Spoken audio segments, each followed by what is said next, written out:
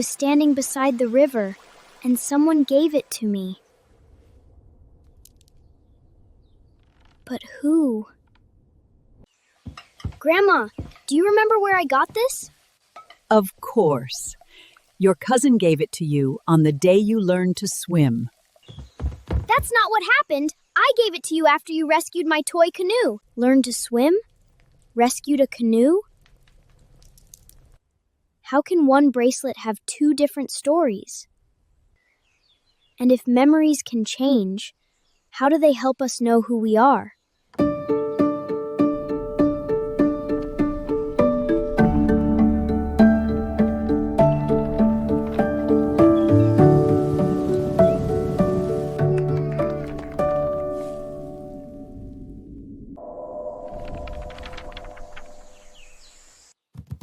Hi, my name is Miro.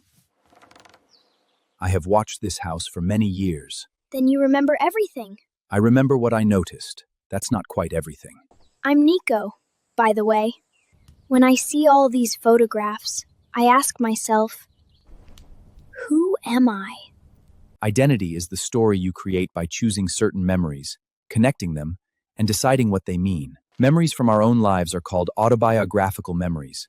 They help us understand where we came from, how we have changed, and who we might become. So my memories are like pieces of the story of me?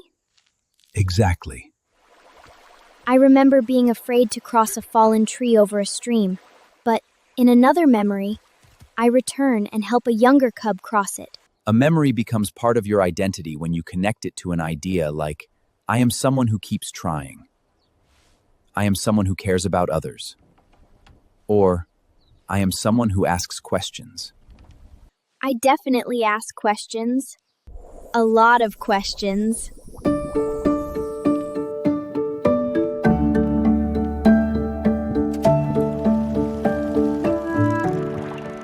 Something is wrong with the film.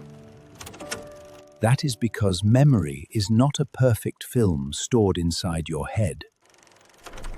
Remembering is more like rebuilding a picture from pieces of the past.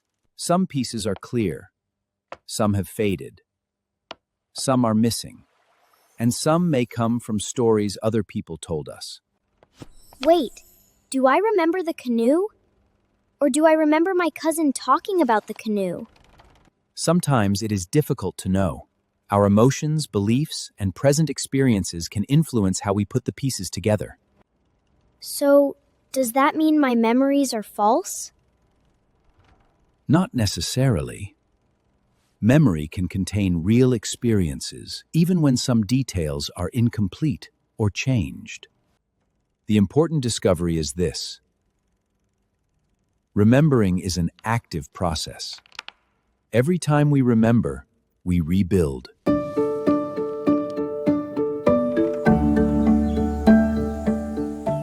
This is my first day at school.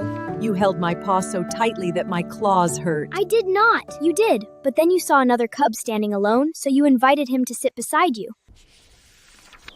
I only remembered being afraid.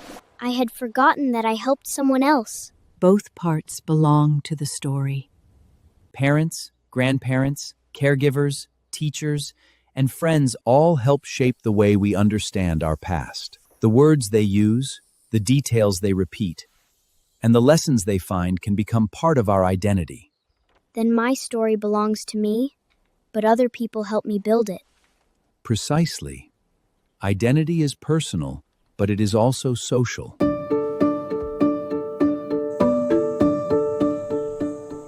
Where does the community keep its memory?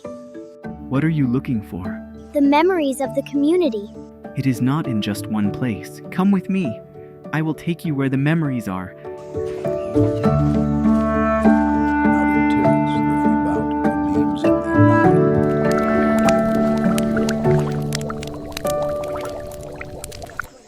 A community's memory is carried by many people and in many places. It can live in stories, songs, dances, recipes, languages, photographs, ceremonies, museums. These shared ways of remembering the past are called collective memory. My bracelet carries part of my story. Could an object also carry part of a community's story? Come with me. I want to show you something.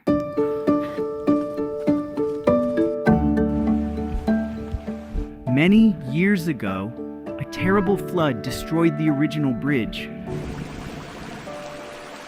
and damaged many homes. My grandfather remembers carrying food to people who had lost their kitchens. Our neighbor remembers rescuing animals.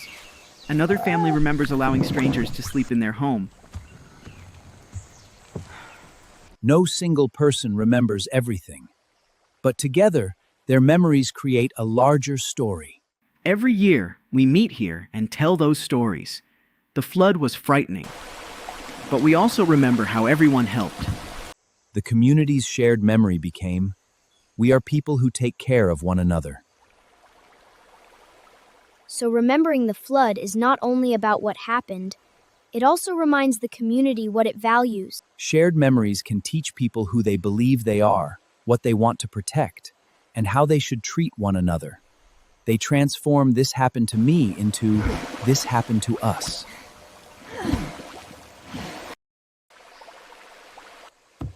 Why is nothing carved here?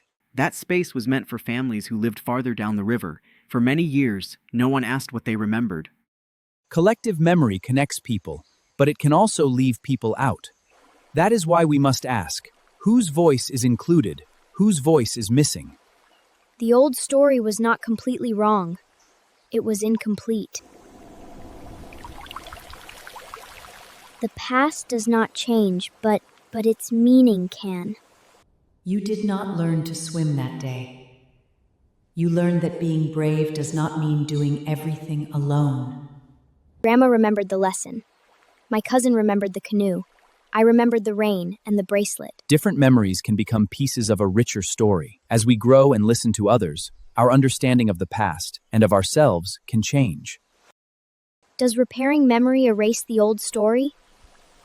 No, it makes room for a bigger and more honest one. Our memories help us understand who we are. Shared memories help communities stand who they are. But remembering is also a responsibility.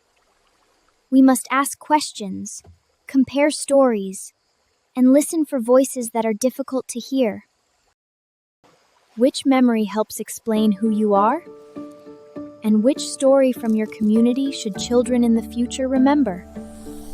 The stories we choose to carry today may become the memories of tomorrow.